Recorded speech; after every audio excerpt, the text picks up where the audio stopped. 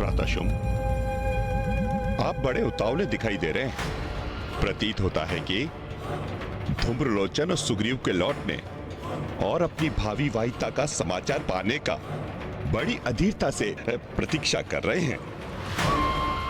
किंतु ये उचित भी तो है। सब कुछ तो प्राप्त कर लिया है असुर महानायक ने।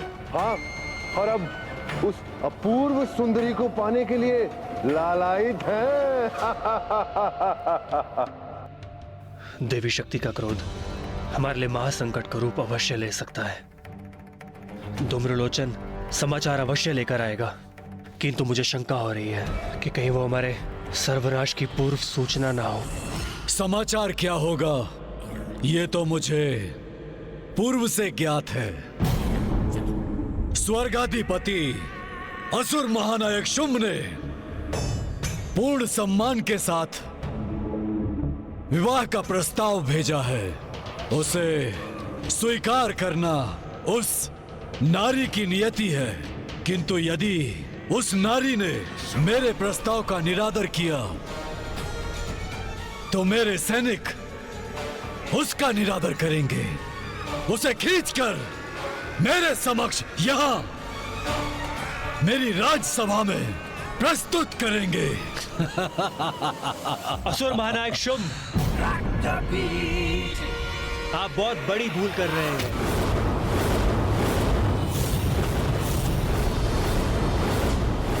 ये क्या कह रहे हो तुम रक्तबीज? स्वर्गाधिपति मारा शुंभ से कोई भूल हो, ये कैसे संभव है?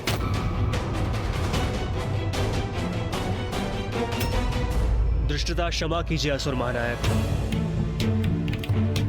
आपके सामने कितना कुछ घटित हो चुका है, किंतु आप उसे स्वीकार नहीं कर रहे। क्या घटित हुआ है मेरे समक्ष? हाँ रक्तबीज, जो भी कहना है स्पष्ट कहो। जिन देवी को आपने धूम्रलोचन और सुग्रीव को युक्ति अथवा शक्ति से यहां लाने का आदेश दिया है, उनकी शक्ति का आभास हमें बहुत समय से हो रहा है। स्मरण कीजिए, स्वर्ग की देवियों की रक्षा देवी की मूर्ति से उत्पन्न हुए मोतियों ने ही की थी।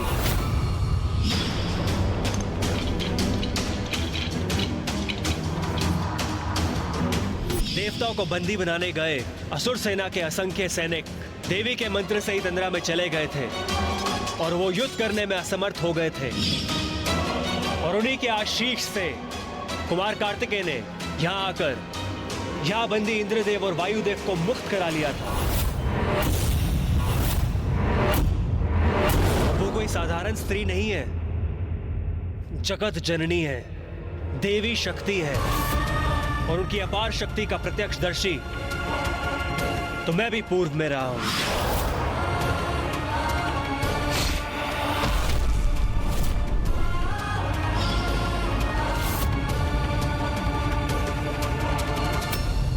स्वामी असुर महानायक शुंभ ने तुम्हें विवाह का प्रस्ताव भेजा और तुम उन्हें युद्ध की चुनौती दे रही हो।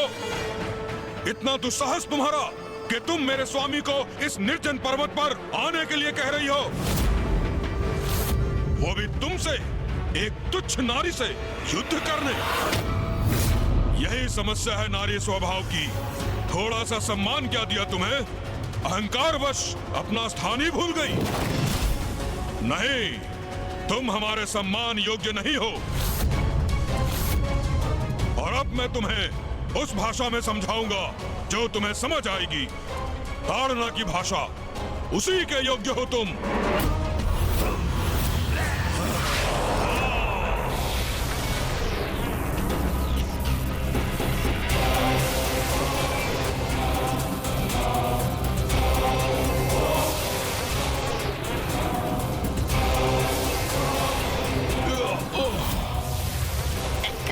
सेनापति धूम्रलोचन उचित कह रहे हैं। शब्दों की नहीं, शस्त्रों की भाषा ही सुंदरी के लिए उपयुक्त है।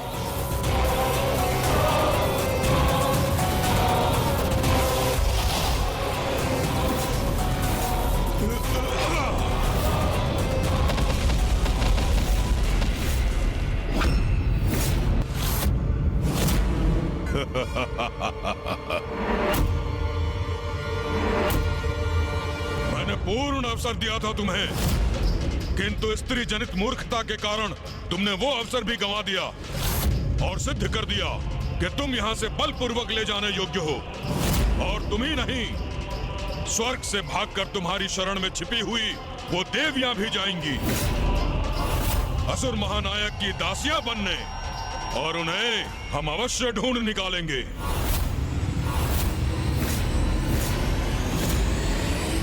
अब इन दुष्टों को माँ की शक्ति के बारे में ज्ञात हो जाएगा। दूत बन के आए हो तो दूत के अपने दायित्व का निर्वाह करो। अपने स्वामी को मेरा संदेश दो, अपने प्राणों की रक्षा करो, अन्यथा मेरे हाथों तुम्हारा अंत निश्चित है। क्या कहा तुमने? एक तुच्छ नारी मेरे प्राण हरेगी? मेरा सामना करना तो दूर, तुम्हारे लिए मेरे ये सैनिक ही पर्याप्त हैं। सैनिकों, आगे बढ़ो, बंदी बना लो इसे।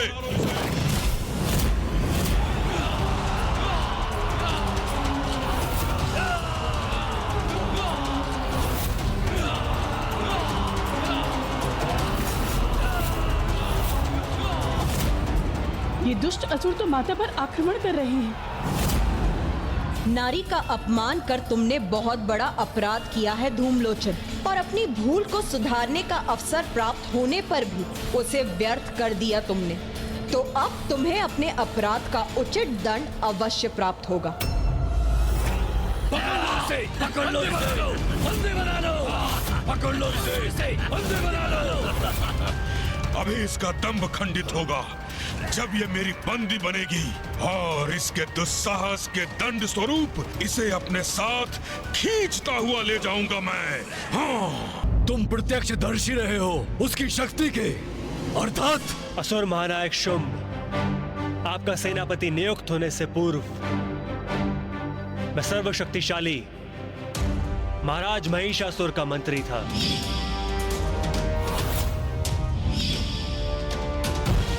महाराज महिषासुर और उनकी समस्त सेना का बड़ा भयंकर अंत किया था देवी आदिशक्ति ने।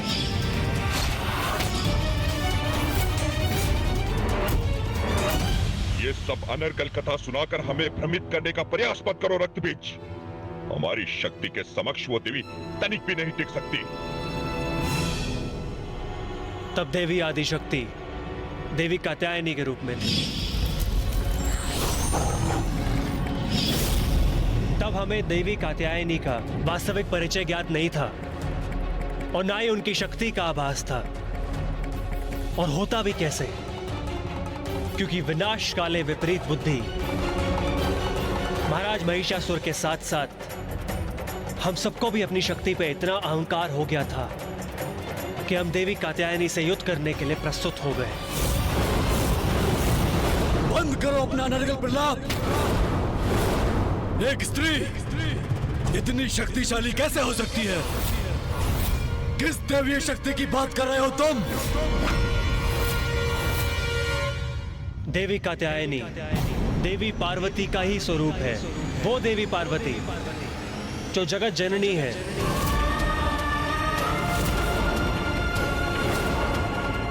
जो जगत पिता महादेव की अर्धांगिनी है, उन जगत पिता महादेव की पत्नी है, जिनसे वरदान पाकर मैं इतना शक्तिशाली बना हूं।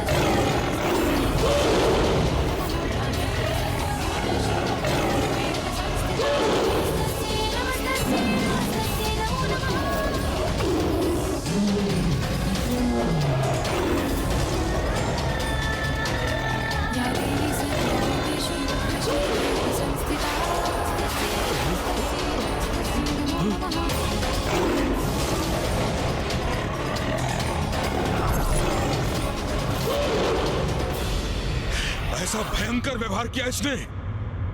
क्या कहा था तुमने? मेरे लिए तुम्हारे सैनिक ही पर्याप्त है। प्रतीत होता है तुम्हारे सैनिकों के लिए मेरा सिंह ही पर्याप्त है। इसकी उदंडता, इसका अहंकार असहनीय हो रहा है मेरे लिए। जाओ, तुम दोनों को यहाँ से सुरक्षित लौटने का एक अवसर और देती। जाओ और जाकर अपने स्वामी शुंभ को मेरा संदेश दो। मेरे विचार से अब हमें यहाँ से निकल लेना चाहिए अविलंब। तुम ऐसे नहीं मानोगी। तुम्हें अपनी शक्ति का परिचय देना ही होगा। तुम्हारा अहंकार खंडित करके मुझे तुम्हें अपने वश में करना ही होगा। अहंकार तो अहंकारी का खंडित होता है। तुम्हारे अहंकार ने तुम्हारे विवेक को हर लिया है और तुम्हारे ज्ञान चक्षु को निष्क्रिय कर दिया है। तुम अपने काल को अपने समक्ष पाकर भी उसे पहचान नहीं रहे।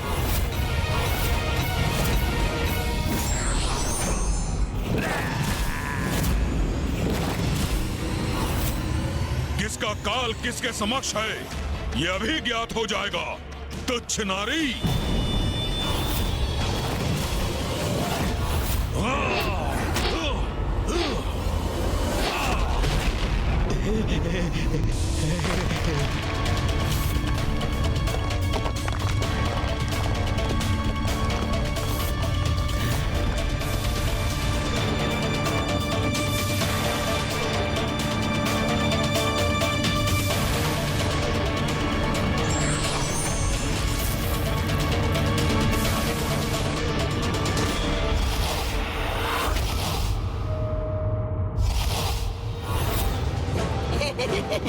अद्भुत। धूम्रलोचन जी की शक्ति का सामना करना तो वास्तव में अत्यंत कठिन है। अब देखता हूँ मेरे प्रहार से अपनी रक्षा कैसे करती हो तुम।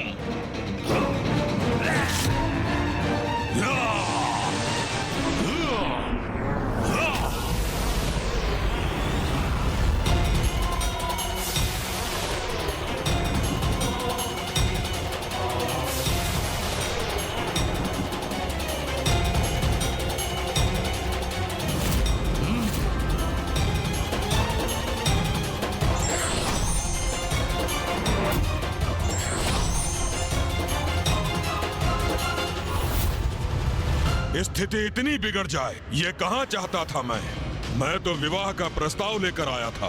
विनय पूर्वक संवाद कर रहे थे तुमसे, क्योंकि असुर महानायक शुंभ का विवाह तो आनंद का अवसर था। किंतु तुम अपने उदंडता से मुझे उकसाती रही।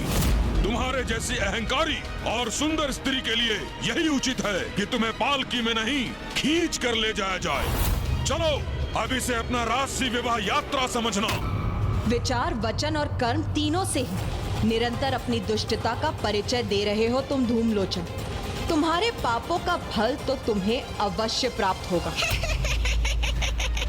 अब अपने इस प्रहार से तुम्हें वश में करूंगा मैं।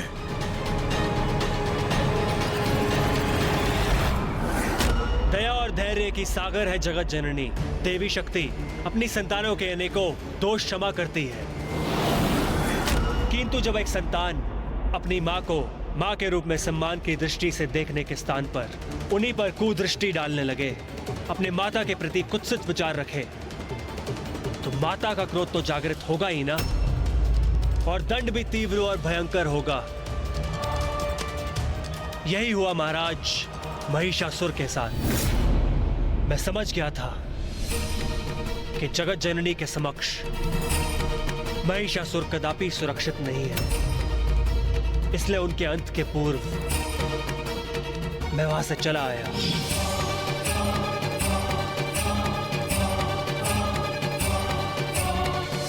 उस रणभूमि से मेरे पलायन के कारण ही मैं आज जीवित हूं, और महाराज महिषासुर और उनकी संपूर्ण सेना नष्ट हो चुकी है।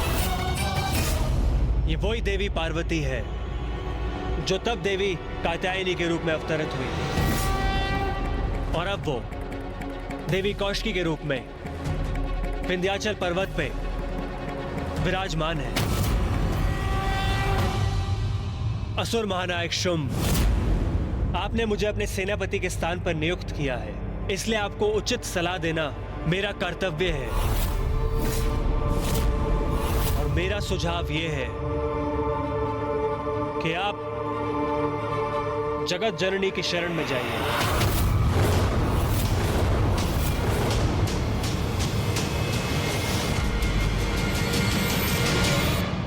वो अपने शरणागतों की सदा रक्षा करती है, उनके समस्त पाप क्षमा कर, उन्हें अपनी भूलों का प्रायश्चित करने का अवसर प्रदान कर, उन्हें अभय दान देती।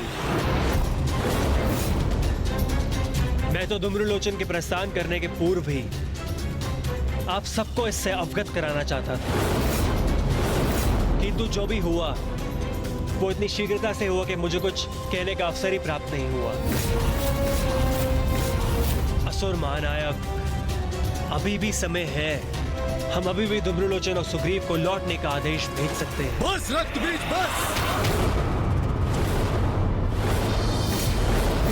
तुम मुझसे, त्रिलोक के स्वामी से, एक स्त्री के समक्ष झुककर उसका शरणागत बनने को कह रहे हो? तुम्हारी मति मारी गई है क्या? असुर महानायक शुंभ, मेरे सुझाव को अन्यथा मत समझिए। यदि आप जगत जननी के शरणागत नहीं होना चाहते तो मत होइए, किंतु उनसे उलझने की भी कोई आवश्यकता कहाँ है। उनसे नहीं उलझेंगे तो आप सुरक्षित रहेंगे, शांति पूर्वक त्रिलोक का शासन करेंगे, सुख भोगेंगे। बस रक्तबीज, बहुत हुआ। तुम्हें अपना सेनापति बनाया, बहुत बड़ी भूल कर दी मैंने।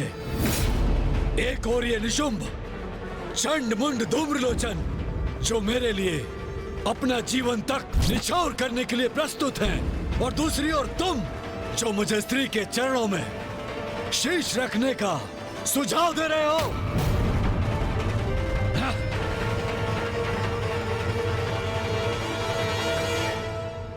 मैं ये कैसे समझाऊं आपको कि मेरे सुझाव को स्वीकार करने में ही आपकी सुरक्षा निहित है महानायक शुंभ।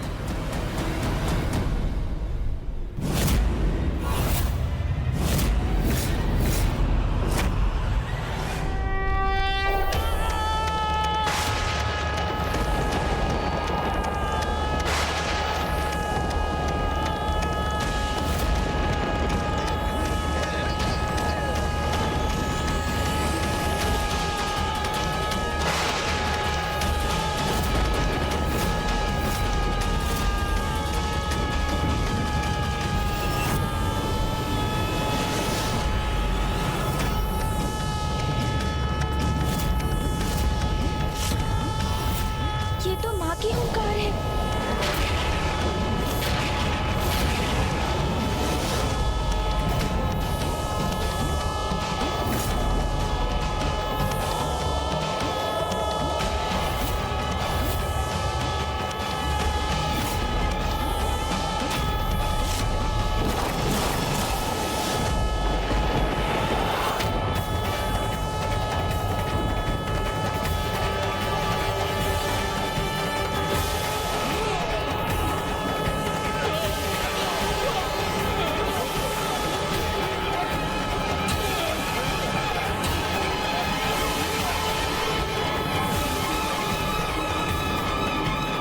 सेनापति धूम्रलोचन जी, बचाइए संकट से, अन्यथा ये हमें जीवित ही भस्म कर देगी।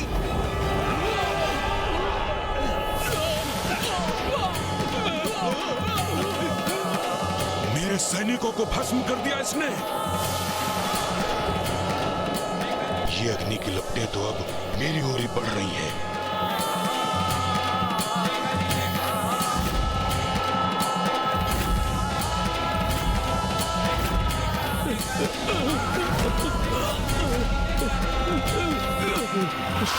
आपने सुना असुर महानायक, कितनी भयंकर हुंकार थी देवी शक्ति की। अवश्य अवश्य धूम्रलोचन में उनके क्रोध का भागी बन चुका होगा। बस रक्तबीज, ये देवी देवी की क्या रट लगा रखी है? कैसे योद्धा हो तुम, जो संपूर्ण समुदाय को भीरू बनाने पर तुले हो? तुम जैसे शक्तिशाली सहयोगी विद्रोही बन जाए तो असुरों की पराजय कौन रोक सकता है? तुम ये कह रहे हो ना कि महिषासुर का अंत देवी कात्यायनी के हाथों हुआ, परंतु वो महिषासुर था और मैं लोकाधिपति शुंभ हूं। सर्वशक्तिमान शुंभ, सर्वशक्तिमान शुंभ। यदि आवश्यकता हुई तो ऐसा स्तंभन उत्पन्न करूंगा, वो स्त्री जिसे तुम जगत जननी कहकर पुकारते हो वो भी स्तंभ हो जाएगी। उस देवी की शक्ति मेरी शक्ति की तुलना में कुछ भी नहीं। सत्य तो ये है महानायक शुंभ, यदि वो देवी क्षण भर के लिए अपनी शक्ति का प्रदर्शन मात्र कर दे तो हम सभी धूल धूसरित हो जाएंगे।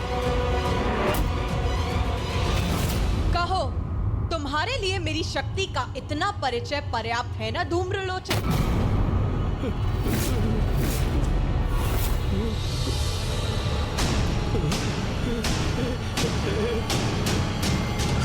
मैं सुरक्षित हूँ, भस्म नहीं हुआ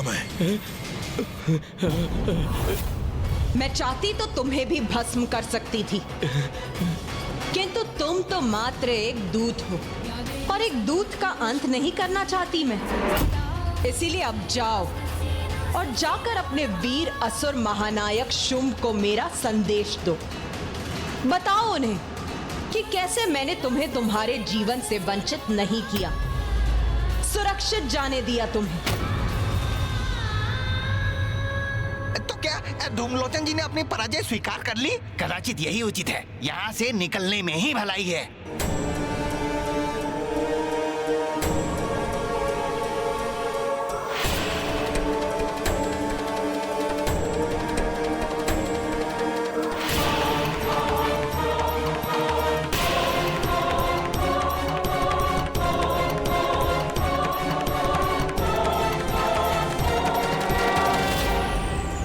गणेश, धूम्रलोचन जैसा अहंकारी इस प्रकार पीछे मुड़कर लौट जाने वालों में से नहीं। हाँ भैया, किंतु कदाचित वो समझ गया है कि इसी में उसकी सुरक्षा है।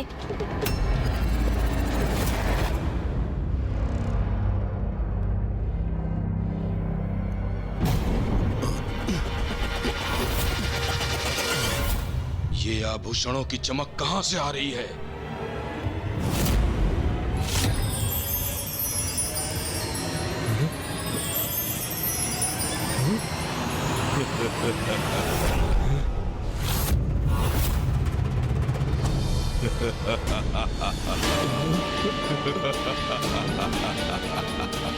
अच्छा, तो स्वर्ग की देवियों को यहाँ छिपा कर रखा है इसने।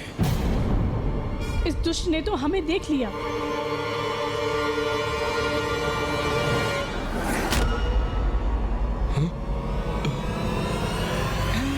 ये सेनापति धूम्रलोचन जी क्या करने जा रहे हैं? पुनः पीछे क्यों मुड़ रहे हैं ये?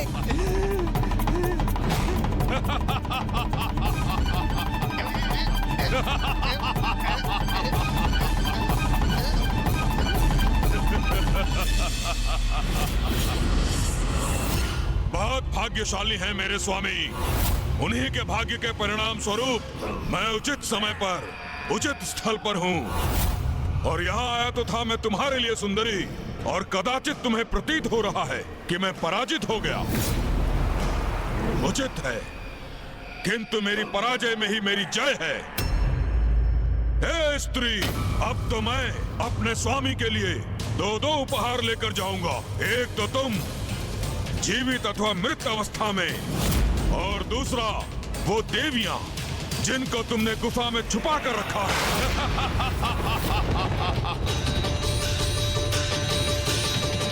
इसने पुनः अपनी कुदृष्टि डाली देवियों पर।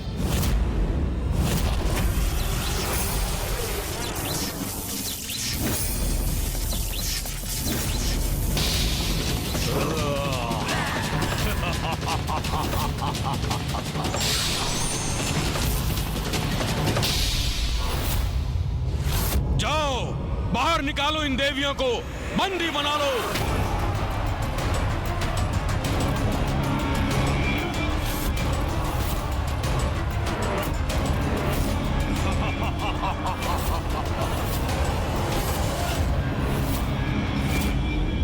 माताओं को अपनी दुष्टता का लक्ष्य बनाकर धूम्रलोचन सभी सीमाओं का उल्लंघन कर चुका है। अब और अब माँ उनके इस व्यवहार को कदापि सहन नहीं करेंगी।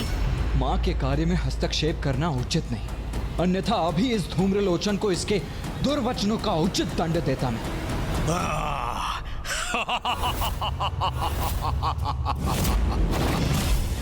कहो स्त्री, अब मेरे सैनिकों से अपनी देवियों की रक्षा कैसे करोगी तुम?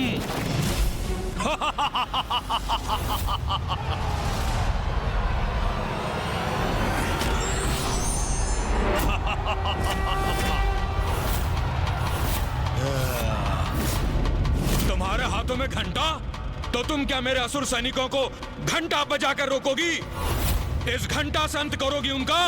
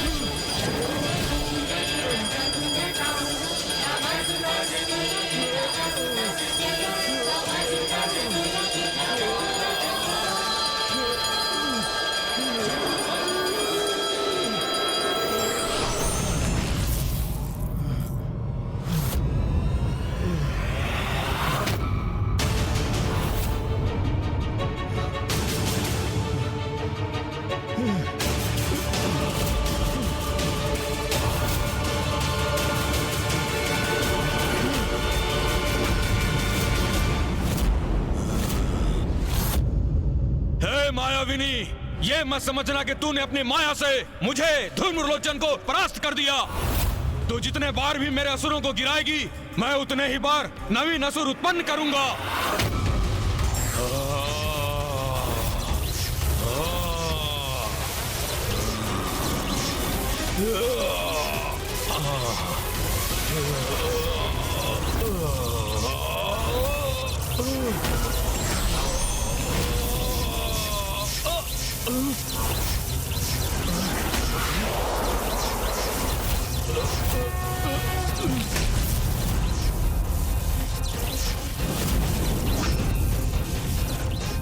अपने हाथ हिलाने में अक्षम्य हो तुम।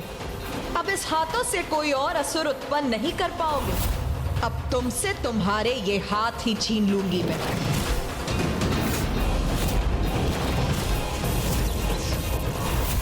सेनापति धूम्रलोचन को इतनी दैन्य अवस्था में डाल दिया इस स्त्री ने। बस इतनी ही शक्ति है तुम्हारी।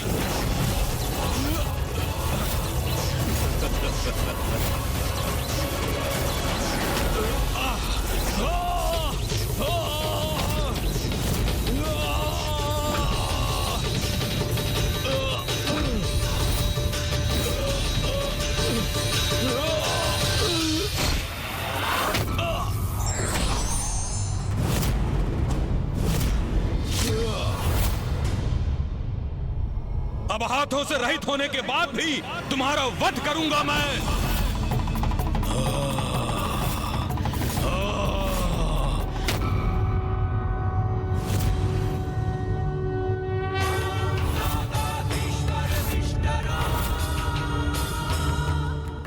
बस बहुत हुई ये क्रीड़ा।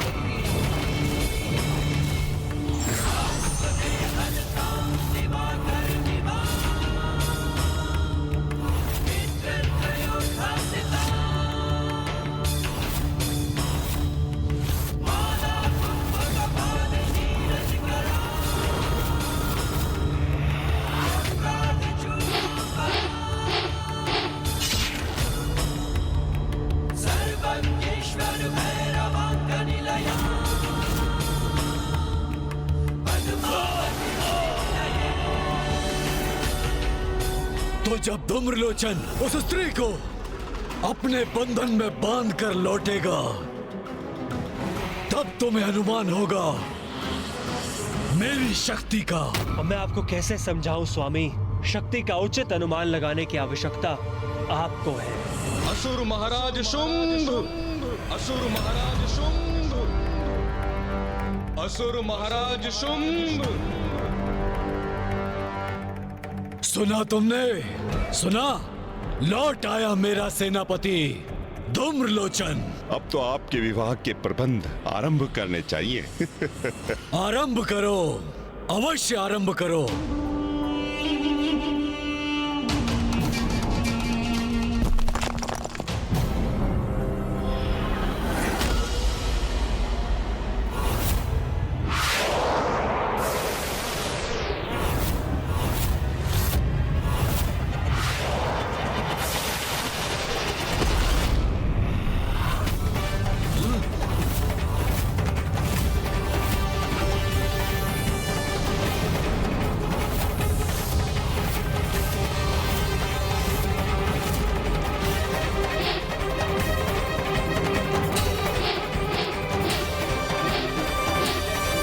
ये कैसे संभव है?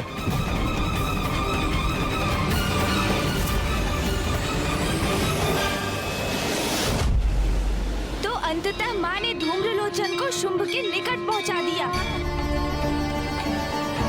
और रही बात सुग्रीव की, वो तो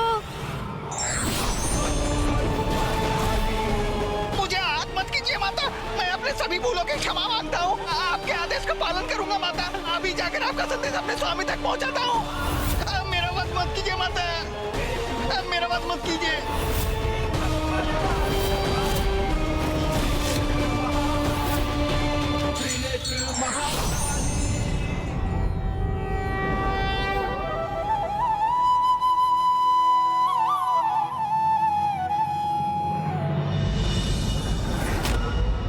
मेरे देखते देखते भस्म हो गया धूम्रलोचन। मेरी ही राजसभा में मेरे सेनापति धूम्रलोचन का इतना भयंकर अंत हुआ। प्रतीत होता है भ्राता शुंभ का क्रोध अपने चरम पर पहुंच रहा है। किसने किया ये? मेरे सेनापति धूम्रलोचन का अंत करने का दुस्साहस किसने किया? असुर महानायक शुंभ, असुर महानायक शुंभ। महाराज, असुर महानायक। सुग्रीव, इसे धूम्रलोचन के साथ भेजा था मैंने, इसे अवश्य ज्ञात होगा। महाराज, महाराज, महाराज, महाराज, वो बहुत भीषण शक्तिशाली है महाराज। उसने मेरे नेत्रों के समक्ष बहुत निर्दयता से धूम्रलोचन का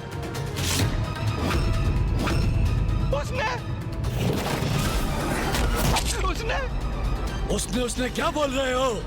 किसने किया ये? स्पष्ट बोलो, किसका दुष्कृत्य है ये?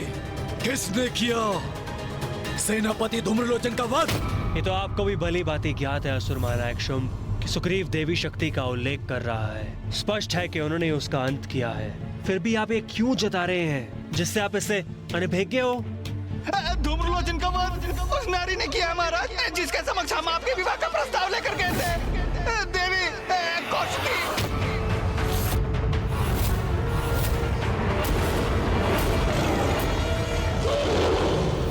भले ही तुमने धूम्रलोचन का वध कर दिया, किंतु अब देखता हूँ मेरे अगले वार का सामना तुम कैसे करती हो देवी।